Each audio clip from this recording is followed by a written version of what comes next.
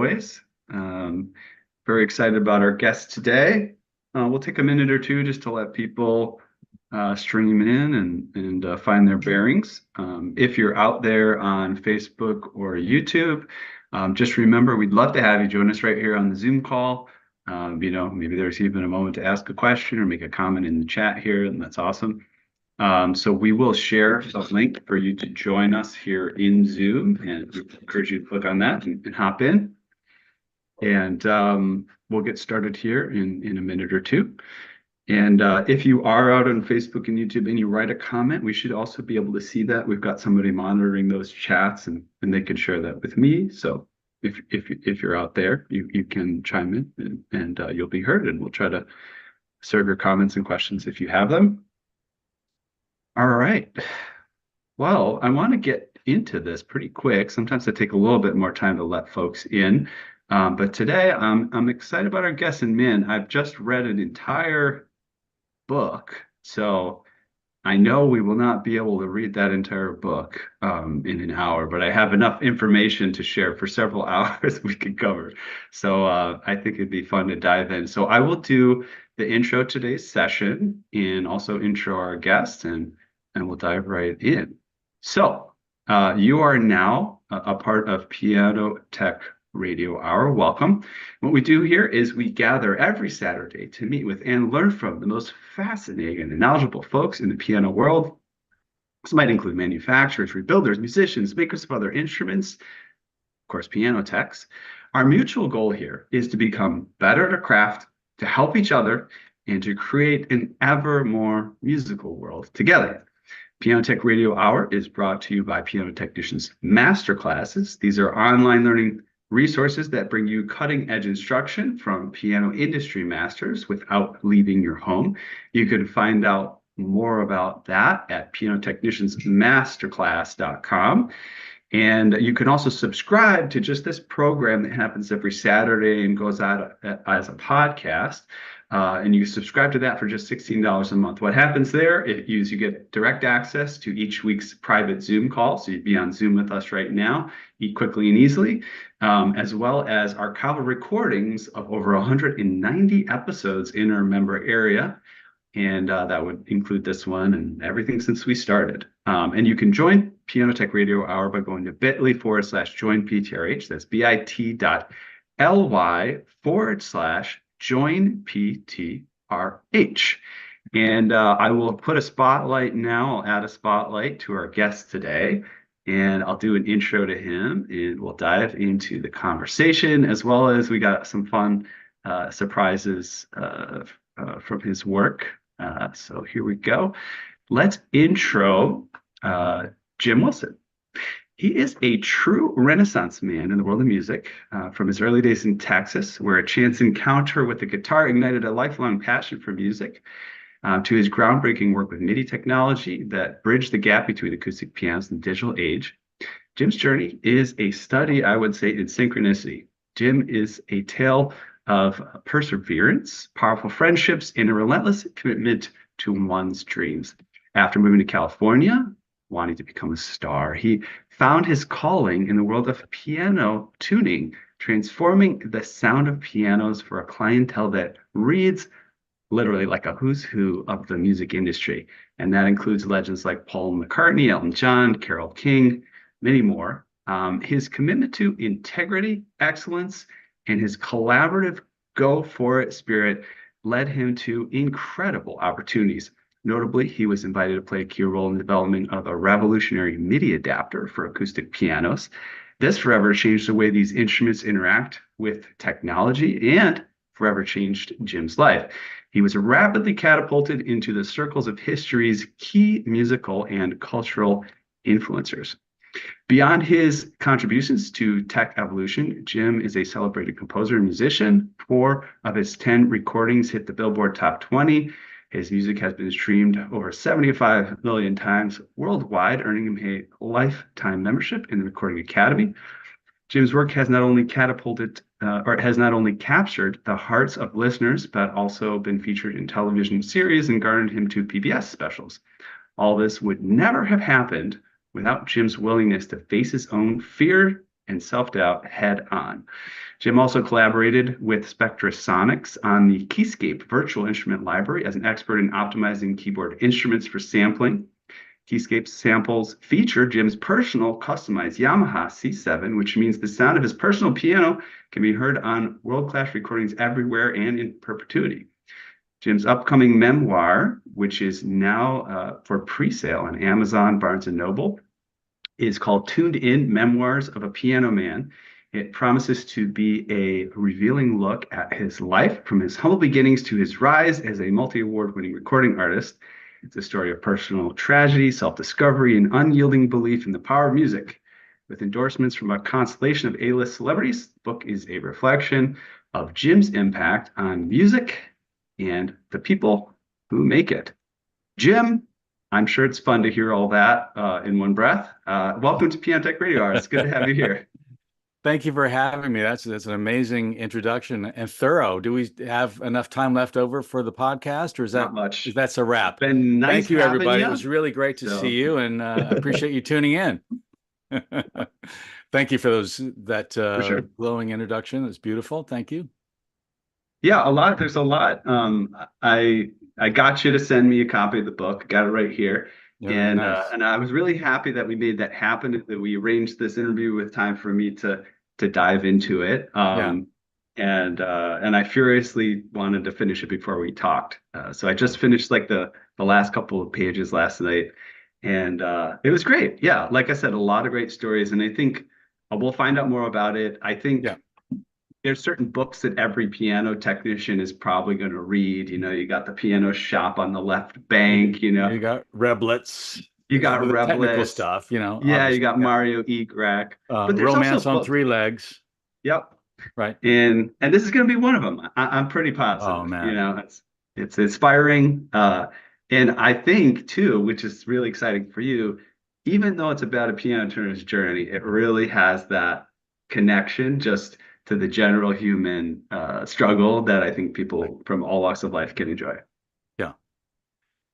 Well, you're right. You know, the genesis of this is around the beginning of the pandemic. I thought, well, I got no excuse now. I've got plenty of time to start cobbling together these stories. And because I've been told so many times over the years, oh my God, you need to put some of these stories down on paper. So I did, and it soon became apparent it's a lot more than just a collection of fun stories. It's about my journey as an artist, you know, and how this wonderful craft of ours, this amazing craft of ours, has led to all these extraordinary opportunities. And, you know, just sort of jump into that, how that came to be. I was playing in bands back in Texas, and the keyboard players could tune pianos. And I went with Charlie Clinton, the keyboard player for the band Easy, when he went off to tune a piano. And I thought, man, if he could do that, I can do it too. And what a great way to earn $25. I mean, living in high cotton, man, $25 for a tuning. Come on, that's big money. And so I decided to approach it methodically, and I wrote to all the piano tuning schools in America. I found this list of 20 different schools. 17 of the letters that I hand wrote came back to me, moved, no forwarding address, no longer in existence. So it came down to really just 3 of them. The Bennett, I think, and Perkins School of Piano Tuning and Technology in Cleveland was the direction I decided to go. So my God, what a great craft we have. Just a second, because this audience is the perfect audience for this. And I think about this honestly all the time. How amazing is our craft, that just mere virtue of the fact that people that we are in their universe, it's because they value music so highly, they're willing to spend a lot more than a normal instrument and take up a big chunk of their living room, whatever. So you start with that, and it speaks to their values, and that's the people whose universe we're in. And as you sort of go up the food chain a bit more, and more discriminating clients and artists, ultimately, you are in a higher jet stream, and people who spend $100,000, $200,000 on a piano and you're the trusted caretaker of their instrument, you know. What an amazing thing, and how it changed my life and put me into all these incredible opportunities, all because, you know, I saw these guys tuning a piano. I thought, if they learned it, I can learn it too, you know. So Mhm. here's to our craft. I agree. It's but you said we've been talking a little bit over the past couple of weeks, and I think Yeah. you've said this a few times. The first time you said it, I asked for clarification, and I'm glad, to get through the details. You just, it says something about someone's values if they have a Yeah. piano, and I love to sort of simmer on that a little bit. Yeah. It's it's like you said, you have to go the extra mile to appreciate it. It's like somebody having a fine painting in their house, right? Right. They put the effort, the time, the access income to say, hey, you know what, this is important to me. I want to feature it. I want to be part of my life. And and I think interestingly, like the way your book unfolds too, the higher you go into the artists that have had great success, a lot of these folks are not, I mean, they've made money, so they need to do something with it. But I think it's a principle they've had since before they did, was to invest in the things that go beyond money, right? And so you can, somebody that's invested this much in their art, in their creativity, in that non-tangible part of life, Right. and you show somebody like you, a great genuine guy that's just great to be around. I'm sure from the book you notice, they also notice that, and they don't just want to have you tune their piano, because the whole thing goes well beyond transactions and money and all that stuff. It goes into just humanity, right? And I think that's that added piece of, what do people value? It's an object. Piano is an object, but owning one means you treasure something special about the human experience, I would say. Yes. Often you do develop relationships with these people, you know, piano owners and artists. You have to kind of follow their lead. There's nothing worse than somebody coming in and sort of immediately becoming overly friendly, and it's like, oh God, how do I get rid of this person, you know? But if you know, many times I'm kind of ushered in by a recommendation by a higher level artist, and there's already this wonderful understanding, you know. Queen Latifah recently called her friend Quincy Jones and said, who's a good technician? You got to get Jim Wilson. So that was a different kind of intro than me just seeing her on the street and going, I'm a big fan of your, you know. There's this wonderful intro where there's respect, and you know, I love connecting with people, and if the opportunity's there, I'll go for it. If not, I try to just follow their lead. And but what a great profession that we have, that we can deal with musically inclined people and artists, you know. Mhm. And I'm sure today I've noticed, like going through the book, there's a lot of themes that we run across over and over again, having done over 190 episodes here, about kind of Mm. what emerges as wisdom. And I think also a piece of what you're talking about too is, what we do is not a commodity, or or you can think of it beyond a commodity. It's not like, oh, okay, this piano tuner, I need a piano tuning. Should I get this one or that one or that one? They're all the Right. same. Which one's the cheapest or whatever, right? It matters who's doing it and their approach to the whole thing. And I'm sure that's part of your experience as well. There are some people that will appreciate it, Jen Wilson, as their technician of choice. And there's somebody that will appreciate, Franz Moore as their technician of Right. choice, or, somebody else. And I feel like understanding that we've encountered this sort of wisdom of our profession, understanding that you as a technician, once you have that base level of understanding and you care about your craft, you need to sort of reach it and say, what's special about me, because that's a part of what you're doing. Yeah. Um, we thought we would share a little book excerpt up Mhm. front so people can know exactly what we're talking about. And I wanted to do something special for this because, like you said, you're the perfect guest, and it's exciting to see you put something Thank you. together. You're a perfect guest for this show.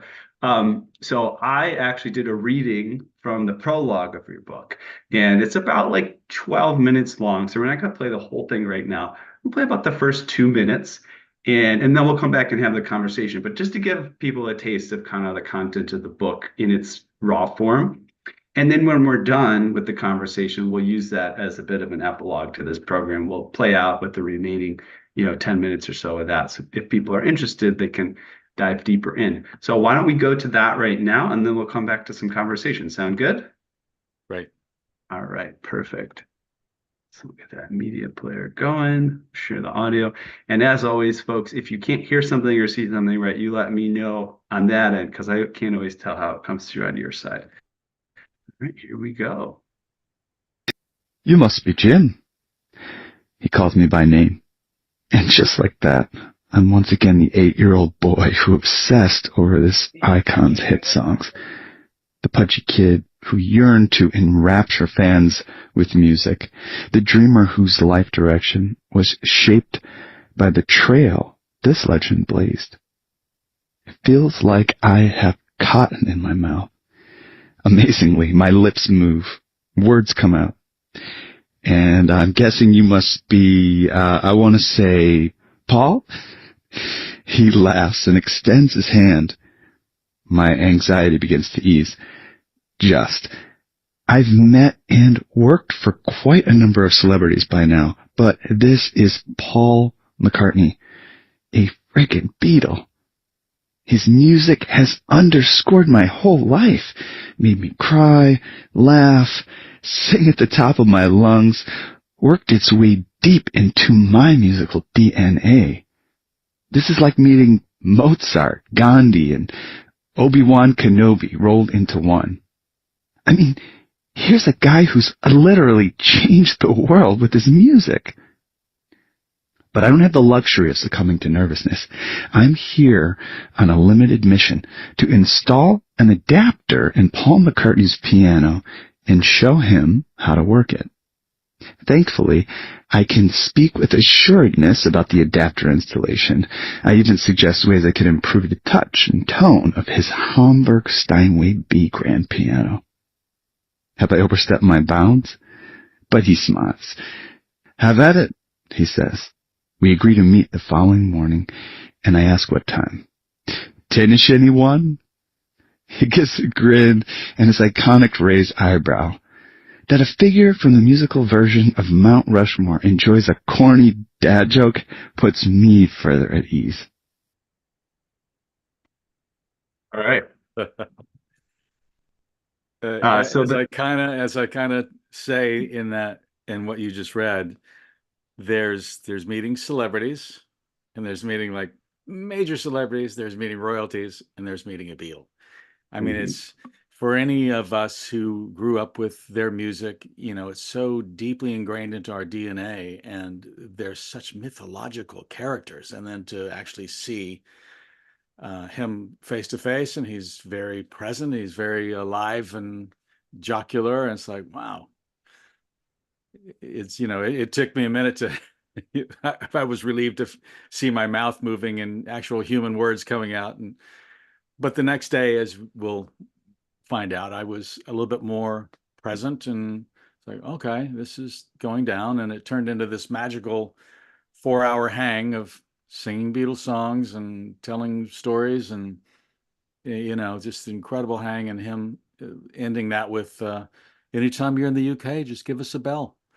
And I would, like a dozen times, go to his Homer studio, and it's in the limo ride back to London where I'm thinking, how the hell does an insecure West Texas kid end up here? So, Yeah. And there's a hint of that, which I think is a theme in the book, which is great. Which again is a theme that we've gone through, especially David Anderson, who kind of helped launch this thing, was integral into some of these themes of wisdom that we covered.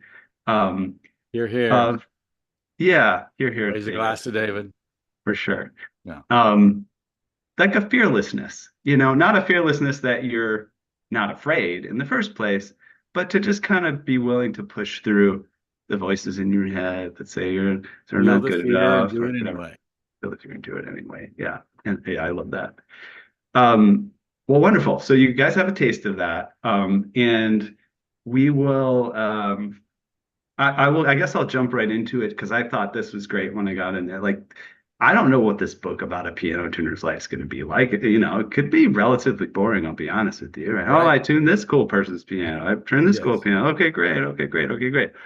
So we get to the point where you move to LA, and again, you're just this kid coming off the boat, just you drove though from Texas.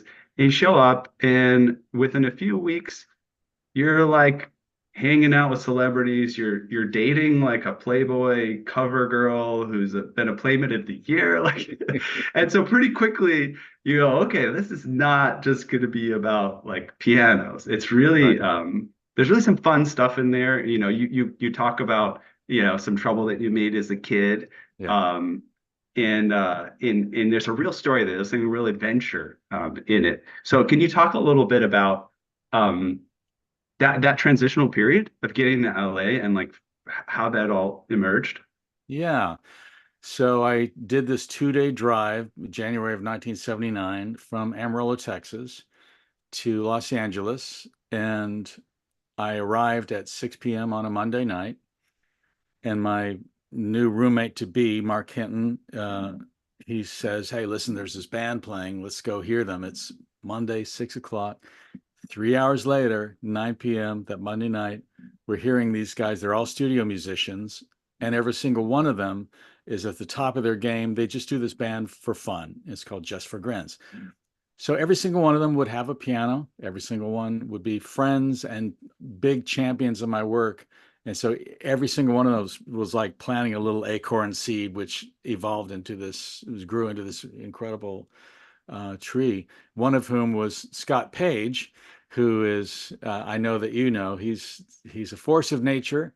And but so each one of those guys, that this one would lead to Scott Page would lead for me tuning for Seals and Crofts, if you can remember them, and Supertramp, and then that one would lead to another person, which would lead to tuning for Chick Corea for 14 years. He was my client for that long, all 9 of his pianos, and so on. So that was it was a fun way to enter into the LA um, you know scene, but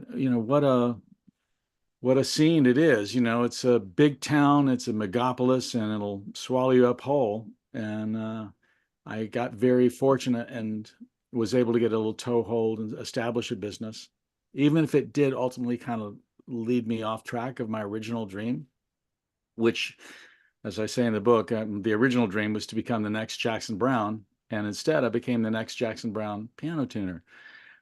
So that was an evolution that took place over another decade or more. Yeah. You also have, just to give people a sense of the things that are going on in the book. I mean, one, we get to start, I've finished it, so I'm realizing I'm a little bit more on the middle and end, but like we get to start with you just as a kid and kind of, some difficulties that you encountered. So, living in a house where you didn't have a bedroom and, you sort of pull a coup d'etat at some point and like unload some closet so you can have some privacy, like it Right. was one of those places where things weren't perfect, and you had to kind of find that connection to your inner self and believe that you could move on to better stuff. And you also have a propensity for setting things on fire. Um, as a kid, maybe it's worth sharing this story. I mean, there's 2 stories of setting things on fire. I don't know if you made that connection, but I did. With your father, Yes, the as stable. well as the Gershwin's Oh, piano. yes. Oh, okay, funny. Okay. So tell Yeah, us I didn't about that. quite And why are you such a pyromaniac? pyromaniac. What's going on there? What's going on with that? Well, the Gershwin piano, we should start there, or the Let's go with dad thing that. was when I was a kid, and I guess 10 years old or 12 or something like that. And my dad was living out in the country, and he had just finished this addition to his stables, and there's 12 new horse stables, and there's a pile of sawdust in one of them. And my friend who had come up from out of in the city to hang out with me over the weekend, were smoking cigarettes and putting them out on the ground near the sawdust. Nice. good call. And that ultimately led to burning down my dad's stable, which it still just, it hurts to even think of it because my dad was really struggling trying to make it. And here's this knucklehead kid just doing this idiot thing, and it resulted in a big setback for him. But and then you alluded to the other little issue was, so my business was kind of taking off in LA. We're jumping ahead a couple of decades, Many years, yeah. many years, and somehow or another I got a new client, Engelbert Humperdinck, and he's saying, oh, this is the 9-foot Steinway that Gershwin wrote Rhapsody in Blue on. And, wow, he won it in an auction or something like that. And how do you like it? I said, well, it's, the action's a little tough. The hammers need replacing. And so I took the action back to he said, yes, let's do it. And so I took the action back to my little apartment in North Hollywood and put it on I didn't have a shop at that time. I just put it on the little glass table, kitchen table. And so my new assistant, I'm working on traveling the hammer shanks, as you sometimes do, either with a heat gun, definitely preferred, or just for a quick thing, you do the matches. Well, this was done at the same time that my assistant was using naphtha on the sluggish flanges, and one need not to imagine too much what happened then. It's like this big flame. It was a very quick little thing, and it got put out quite easily. But man, has it my friend David, who would become a successful TV writer, he dined out on that story. Hey, did I ever tell you the story about setting Engelbert Humperdinck's piano on fire? Yeah, ultimately it wasn't as bad as the tale of your childhood. And your friend kind of overdid it, made it sound like the ceiling got full of soot and things. But I think sharing that story and many others from your childhood were very instrumental, because I realized I came at it with sort of a jocular tone, but that was such a probably very difficult moment, and you can really sense it. I've had similar experiences myself, family members, which you've had experiences as family members too, where there's just a sense of being a little bit lost, of where is this all going, just kind of maybe have a little too much fun, or not knowing what the right boundaries were and things like that. So I think that was one of those circumstances where you learned a big lesson in kind of like having more responsibility. Your dad had you kind of work off the damage over time. And as you said, it sounds like somebody building a stable. It's kind of some sort of, it almost can sound like some rich kid type of thing. Oh, dad was building a stable on the farm. And when you read the story, it's more like, wow, he's really struggling, and that was taking him in a deeper hole. What can you say about that transition for yourself? Kind of taking responsibility, because when you can tell when you start working on pianos, I could feel it in the way you're describing what you're doing. You're really taking it seriously, and music too. Like you're practicing like very intensely for hours at a time to perfect things on the guitar. And so I think there's like this certain sense of hard work that's in there too, that you gained. Can you talk about like what that transition was like? Was it gradual? Was it overnight? What was that like? Well, a lot of who I am, Ethan, is kind of based on in opposition to my dad. I love my dad. He was a great guy, but he was a bit of a dreamer, and he had 26 different occupations. He could never stick with anything. And so I got a little bit allergic to him saying, well, we're going to do this, we're going to do that, we're going to do, and he never quite got around to it. So as much as I loved him, I also took the lesson of, dude, if you're going to do this, just fucking get on with it, and don't make any excuses, just do it. So there was that part of me that came to know that if you're going to make something happen, go all in. So that's kind of been the theme of my life. And piano tuning was just going to be a little means to support myself in LA while pursuing my music dreams. But as long as I was in piano tuning school in Cleveland, Ohio, yes, I'm only there for learning tuning, but hey, they've got this additional thing for grand restoration. It's like, okay, I'll never use this, but why not?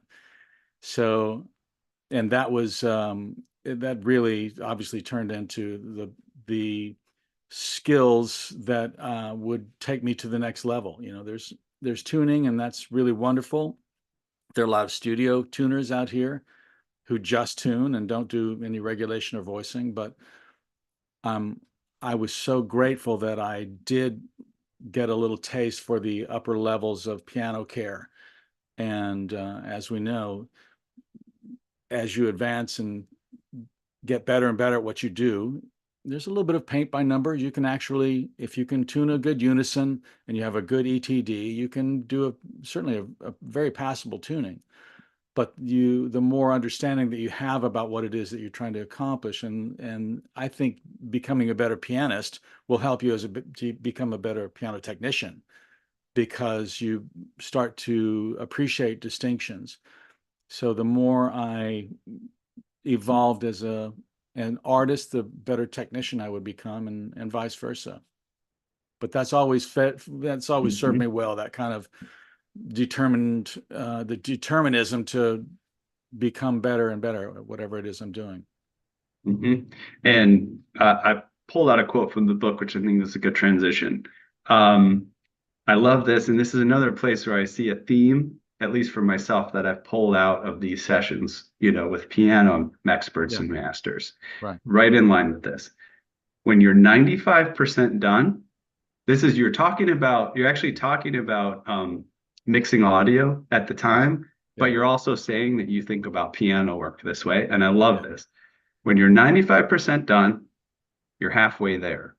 The difference between good and great is that extra attention to detail given near the end. And I wholeheartedly concur with that, not only from my own experience, but what I see in the people that really excel. But I also think it's something that's a little bit hard to take on, because there's so much pressure to be like, okay, it's about 95%. Let's move on to the next thing. So I don't know. Can you talk a little bit about what you see in those things? What are those things that you do? Are there times where you have a second thought? Oh, should I do this? Shouldn't I? But yeah, no, let me do it. Like, what kind of things do you pay attention to in tuning and elsewhere? My friend Scott Wrights, this wonderful piano technician here in LA, he's kind of like you. He reminds me of you, young and very deliberate about his choice of being a piano tuner, and he's really good. And as we know, we talk about circles of refinement. So there's the first pass through where, with a regulation, let's say, let off, drop, hammerline, spring tension, etc., where you get it all really, really close. And let's face it, 95% of the people will go, oh, it's fantastic. But when you're dealing with artists and you want to kind of strive to be the best you can be and to get this thing really dialed in, you start appreciating little nuances of, man, when I get the whip and screw really snug, it gives a nice foundation, and you feel that. And when you take out the slop in the upstop rail, and you kind of get things really dialed in, and the let off is nice and consistent all the way through, and not excessive aftertouch, and all those things. And the more refined it is, and the same thing with tone, it's getting a general tone set up, and the more you get that really defined in, and when it's really right and the next level, and you've taken it from that 95% to 99, is there ever really 100? As we say in the music world, no mix is ever done, only abandoned. So I suppose to some degree it's kind of like that with pianos, but yeah, there's that. I love that I had this realization that when you're 95% done, you're halfway there. And it is that additional little level of refinement that takes it where it's, wow, it's amazing. It's just this glorious experience when you're a pianist to sit down and the touch is really smooth and inviting, and the tone is rich and warm, and it has this nice vibrancy on the high end, and it's a magical thing. And that's another aspect of our craft, is that we're dealing with this intangible element of sound, this auditory world, It's Yeah. amazing. And I have a thought on it, and I'm not quite clear on how I want to approach it. Like I'm always refining how I approach this topic too. So I'm curious. I want to get some feedback from you, because one of the ways that I think about it is, if I'm asking myself, does this really matter? Does this really make a difference? Like I'm literally like, maybe I'm listening to something. Is there a difference Yeah. between this and this and that? Yeah. That I go, let's just pretend there is, and let's Right. get it how you want it, right? Do you find that too? Like where you reach this like level where you're so close that you can't tell if you're making a difference, but ultimately when you step away from it, all those little things you've done, you go, that must have done something. They absolutely do, and I love all those little things that are really subtle, but in the Gestalt view and the bigger view, they do add up, and it's a magical thing for somebody who can appreciate it. And especially when you're dealing with kind of higher end artists, I know that every technician who's listening knows there's no better feeling in the world when somebody entrusts you. It's like, so you say it needs regulation voicing. I'm not sure exactly what all that involves, but yes, go for it. Or you've restored a piano, it's the family piano. And I'll bet you anything there's techs out there listening who've had that experience of, they sit down to play it and they weep, because, and the words I love the most are, I can't believe it's the same piano. So that's when all those little nuancy things add up, leveling the strings and getting a really nice, solid contact. I've had the good fortune of working for so many great artists, and as I said, from day one, I was kind of thrust into that jet stream. And one of the clients that I was fortunate enough to work for was Chick Corea. And I had the good sense to know when I was in over my head. I could handle the basics, but when it came down to geometry, I was a newbie. And I had the good sense to reach out to the veterans, Richard Davenport and Norm Neblett, and bring them in on a job and make it worth their while financially.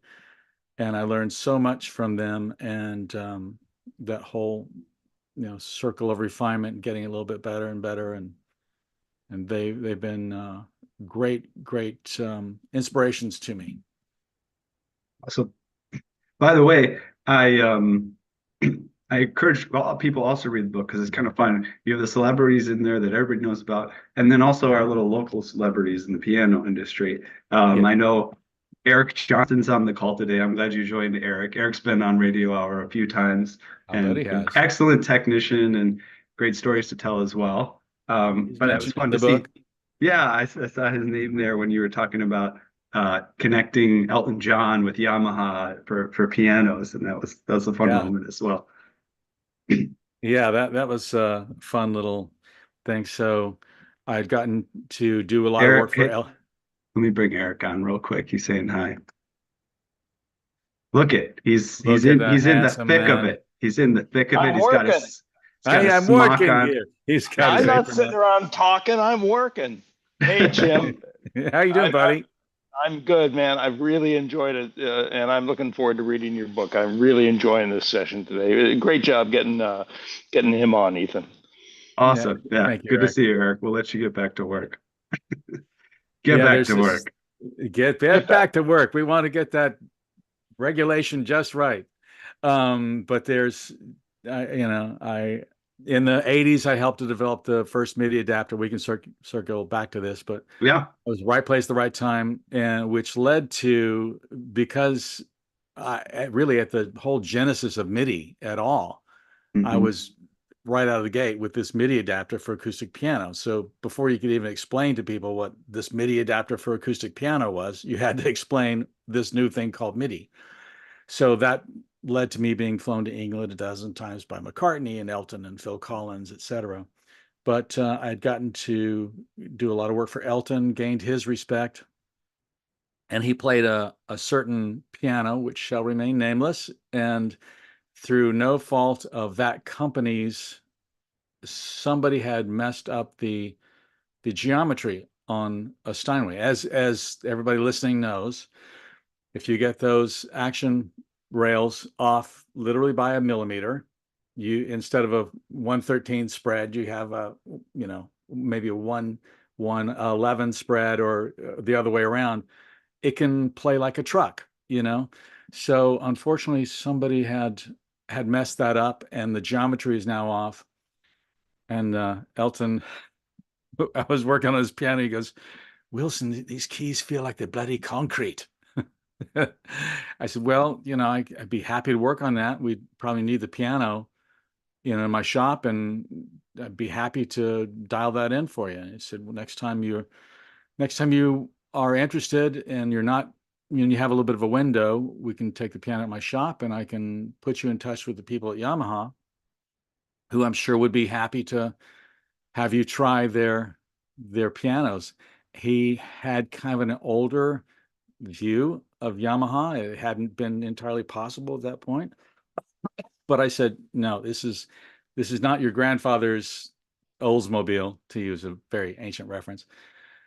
They've made incredible strides. They listen to artists, they listen to technicians, and he said, "Yeah, okay, maybe I'll give that a go." A week later or so, "Hey, Jim, it's Keith Bradley calling from the road.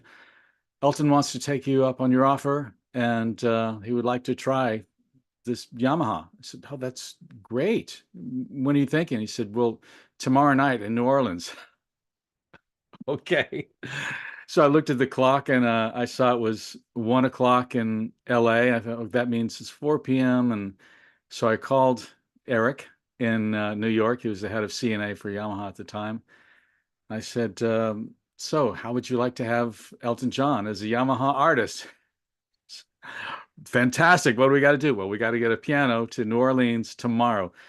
So boom, he jumped into action and found a CNA 9-foot there. And I did an all-nighter. I flew from LA, New Orleans. I arrived at 9 in the morning, took the red eye, went straight to the stadium, went straight to the piano, started working on it. I took the action apart, just made the friction minimal and even and regulated, and did a little bit of voicing and installed the MIDI adapter. So by the time Elton walked in at 2 p.m., he sat down and he started playing. He goes, "Oh, this is lovely." I said, "Yeah. Well, when you know, whenever I get your other piano, I can kind of get the same sort of down weight, this 49 down and 28 up, and you know, we can get your action there feeling great too." He goes, "No, I think I'll just give it to charity." And from that moment forward, that little nanosecond of him playing that glorious thing of a perfect touch weight, this, you know, wonderful 49 down and 28 up, and he just he became a Yamaha artist from that moment on. Very cool. Yeah. Yeah. Yeah, and that's like I said, there's these several moments that you mentioned in the book, several times, to be honest. It's very impressive, where it might be practicing a riff, you know, practicing a song, preparing for a concert, you know, doing a gig that you said you could do, but you were just sort of on the edge of being able to do it, but you just pull it all together, where you just kind of, you zone in and you go the extra mile, and you push Yeah. past the little bit of resistance and self-doubt. Yeah. I really like those moments in there. Lovely. It's very inspiring. Because I know that the self-flagellation that I'll do afterwards is going to be far more painful than whatever it is that I need to confront. So, can you do this? Can you hang hammers? Can you do that? Yes, I can do it. And then work backwards from there to delivering whatever I got to do to deliver a great result. That's it, you know, with whatever it is. But it's good to challenge yourself, and can potentially get you in trouble, but yeah. Yeah. Again, the theme of the program here. I was talking to you about David Anderson's sister, Erica Yes. Anderson in this book that Yes. she's written, Be Bad First. And it's just Right. willingness, there's at least to push it a little bit, and realize that if you're not willing to do that, you're not willing to risk Yeah. making a mistake, you're not really going to get better at anything. And I think that's one of the things I really hope that this program can be for people listening to the podcast and just checking things out, subscribing. I feel like I've been in a situation, maybe you've been there less, I don't know, where it's easy to keep doing what you're doing Yeah. and know there's another level. Just like, I don't have time. I've got all these tuning gigs. I'm making enough money. Why do I Yeah. need to learn how to replace a string or regulate or voice or whatever? And, just to have that little or a lot of inspiration that keeps driving it into your head. You know what? Maybe you do want to reach for the next level. Why not? Why not is actually as good a reason as any. And there's absolutely nothing wrong if you have a nice clientele, you're just tuning, and there's nothing wrong with just that being enough. And it's that in and of itself, it's such a great thing, this great skill that we have and contribute to people's musical lives.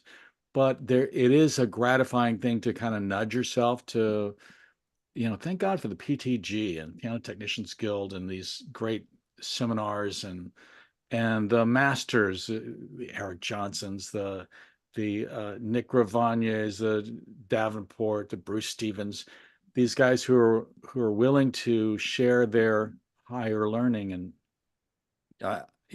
it's a deep subject, and it really is. There's no end to it. It's just as far into the rabbit hole as you want to go, especially with like touch weight, and action geometry and balance weight. And mad props to all the people who keep going and going. And I reached a certain level of voicing, kind of became my specialty, and I feel like that's what I can bring to the table, because there's no other aspect of piano technology that has more latitude, and it's where the artistry really comes in, because there's you can learn to tune, you can regulate, and but when it comes to voicing, man, there's just this wide range of the tonal spectrum that you can create. And one man's ceiling is another man's floor, and you'll have Eddie Van Halen, with these lacquered hammers that are just harsh and metallic. And hey, Jim, can you make this any brighter for me? Ed, this thing is already like ice picks in my ears. Or Roger Williams, if you remember him, he was a middle of the road pianist, and wow, this thing is just so bright, and it's just so muted and dark, and one man's ceiling is another man's floor. So you have your own concept of what a good piano tone should be, and then you need to be able to get in their world and go, how does this sound to you? How would you describe this on this continuum? If this is clear, and this is warm and rich, but also clear and focused, and this is bright, and this is harsh and metallic, and this is clangy, or this is dull and dead, how do you feel this? And a lot of times you'll hear people say, man, this piano is really dull sounding, and it's really harsh. But what they're really hearing is that there's no sustain, there's no projection. And so then when you deep needle in the shoulders and kind of open that up so that the hammer can come up, hit the string, compress, and rebound quickly, then you get this nice blossom to the tone, and they go, oh, wow. So sometimes you listen to what they say, but you also kind of lead them a little bit, and almost invariably, if you give them this nice, rich, warm, balanced tone, but it still has clarity and focus and vibrancy on the high end, because the Overtone series is now allowed to vibrate freely, as opposed to like a stiff hammer, which will kind of choke off the sound. Anyway, what a gratifying thing to be able to deliver for people. Beautiful. I would be remiss if I didn't transition us into what you call sort of like section 3 of the book here, Mm. which is on this theme of kind of continuous improvement, challenging yourself. But it's great because it goes beyond our profession, as piano technicians. It's a theme that we can apply in all sorts of different places. And then you have this moment in your life where you go, hey, listen, I think I have, as an artist, something to say, and whether I do or not, whatever, I really owe it to myself, some friends that you've had in your life that were inspirations, to just go for it, to just go say what you need to say out there. So maybe you could talk about, because it is a big risk. It's a similar risk. You're doing something and it's working. You're piano tuning and it's working and people like it. And you're friends with these musicians that are Yeah. recording and they're cool and that's great and they like you. Mm. But what about making that decision? You know what? I have to pursue this. I have to make my own music. I have to put it out there. Tell us about that. Well, part 3 of the book, and a little bit of a spoiler alert, but it it's what changed my life is my best friend dying of a heart attack at the age of 37. And that shattered me, and it put a flame under my butt with my dreams in a way that nothing else could. I mean, there's always these constant reminders. It's like, no, life is short, man. You got to get on with your dreams. Well, when I was in the hospital room with Claude as he had had a heart attack or a stroke, and he's unconscious, and I'm holding his cold hand, and I'm remembering just a couple of weeks before, my buddy Claude, who had become this great songwriter and arranger, and songs cut by Celine Dion, and he was David Foster's right hand man and for synth arranging and etc. So I'm in his hospital room and I'm holding his cold hand, and I'm remembering um, and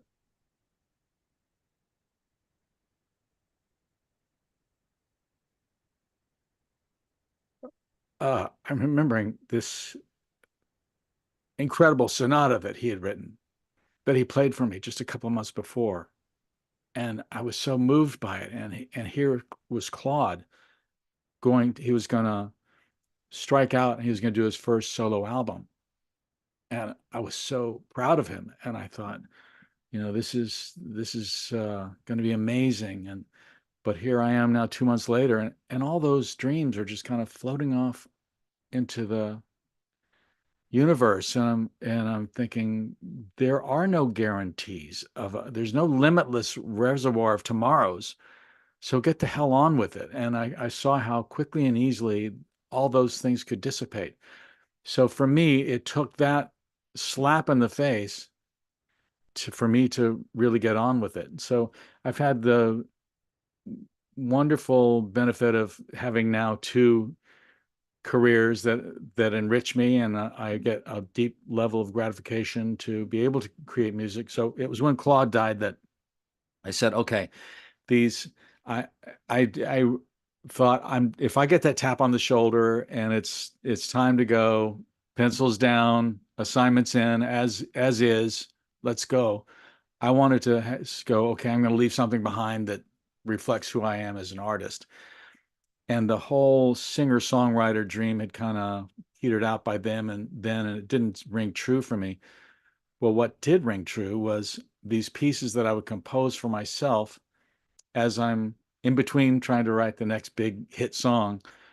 Man, it feels so great when I do this little pattern in B minor, and then I go to the sharp 5 and create melodies that kind of pull from my James Taylor influences and little Dave Grusin and Keith Jarrett and this whole mishmash of, Appalachian stuff. And those felt more real to me. And I thought, I'm going to make a record of these things. And if 6 people buy this, that's great. I will feel like I've at least put that into the real world. And long story short, it led to my first album, Northern Seascape, led to a bidding war from 7 labels. Got this massive advance from Angel EMI, division of Capitol Records, and here I am, 10 records later, and it's all piano featured instrumentals, stuff that I composed, and And it's very gratifying for that to be of service to people, just in the same way as that feeling when you have restored a piano and you know that the touch and tone are just fantastic there. And somebody sits down, they go, "Oh my God, I can't believe it's the same piano." They're both equally gratifying. That's great. And I think very inspiring. And for myself, I think the future, of humanity is in creativity, with AI coming and technology coming and doing all Yeah. these things. It's really one Right. of our essential skills to share our authenticity, our true voice, what we have to create. That's what we can do. And to think any one of us as a human that has that in them is not going to, right? That they're going to focus on something else and not share that kind of creativity. It's sad if that happens. So I'm glad that you're there inspiring people and Um, showing that it can, you need to do these things. You need to express yourself out there. And actually, I'll just tell a quick story. Please. It's a short story, but I really appreciated it. So I actually recently went to Tanya Regeer's memorial service, David. and and you and I were both we were both at David's actually, and both great memorial services, so celebratory. They both live such great lives of sharing themselves completely, and there's a bit of a dance party, of course. That's the type of memorial it was.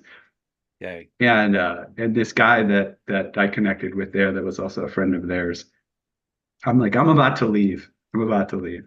And he says, "You gotta stay for one more song. You gotta stay for one more song." And he puts this song on, which I've heard before, and I don't know, you maybe know the artist. It's just called Express Yourself. It's just like Yeah. express yourself, and it's Yes. this kind of like Yes. funky thing. And Sure. Yeah. Yeah. it's a great dance tune. And he starts singing along and everybody's dancing and just expressing themselves, and it's important. It's a very important thing for people to be able to connect with that and go for it. And the stories you tell about how you're taking that risk and it's actually turning into something special. You're not are you just doing it, but I called this incredible studio jazz musician, wondering if they're going to say, "Yes, I'll record that with you." And before you can even spit it out of your mouth, I'm recording right. "Hey, do you want me to play it?" Yeah. It's like, yeah, wow. If you're hesitating to do these things, when right around the corner is somebody who can take the words right out of your mouth, right? Yeah. It's great. Well, yes, it's important to be willing to take those risks, and at the same time know that they're not always gonna just be this magical thing of, It is a yeah, risk. great. Sometimes you're gonna fall flat on your face, and such is life. But Yeah. as David's sister's book says, you got to be willing to take the falls and the etc. Got to be willing to fall down. Well, we're right here for at the end of the hour, Jim. It could What? really go on forever. Um, the book's great. I really highly recommend it. It is inspiring, and I do think it has, legs to go far beyond the piano community, which is really wonderful for you. I think people will find it just as an inspiring tale, as I said. So go ahead, guys, and click on the Amazon pre-order link. And and I'll say I thought about this. If you think of it and you send me your pre-order whatever, there's probably some Amazon code or something. Send me a screenshot and I'll give you a couple months of Piano Tech Radio Hour for just $1 or something, right? And we'll try to support that and make you take the extra step to go ahead and do it because I highly recommend it and recommend it to your friends too. I think they'll enjoy it and you won't regret recommending it. Before we go, I mentioned Amazon, and of course it's at Barnes and Nobles, and they can go to your website. They could just Google you and go to your website and find the Tuned In link, the Tuned In page there. Any place else you want to send people or actions you would like them to take as a result of being here? I think you've covered the bases. directly from Amazon or Barnes and Noble, and there's a landing page that tells you more about the book, jimwilsonmusic.com/tuned in. Okay, excellent. Yeah. Well, it is only an hour-long program. Perhaps we'll have you back. You and I will chat some more. And actually, I'll say before I'll do the sign off and all this stuff, but we'll end the session. So what we're going to do here now is I'll do the outro, and then we're going to play the remaining 10 minutes of this prologue to your book. If people are interested and they get a taste of it, my humble reading of it. No offense, not offended. I loved it. I loved it. It'll be me, not you, Jim. But yeah, you can enjoy that and get a little more taste of Paul McCartney's world. And we'll jump off. But if you after the Zoom sessions ends, if you have a minute, I'll text you, jump back on Zoom, and we can have a quick chat, or we can do that later at some point. But just to give you a heads up on that. Okay. Wonderful. All right. I'll do our outro. So we have reached the end of another musical journey here at Piano Tech Radio Hour. Thanks to Jim Wilson for joining us today. As always, we're brought to you by Piano Technicians Masterclasses, cutting-edge instruction from piano industry masters without leaving your home. If you joined us today for signing up for this session individually, you could make your life easier, more convenient. Subscribe to Piano Tech Radio Hour, $16 a month. If you give your Amazon receipt, it's only $1 for a few months. We'll say 3. Why not? 3 months for just $1.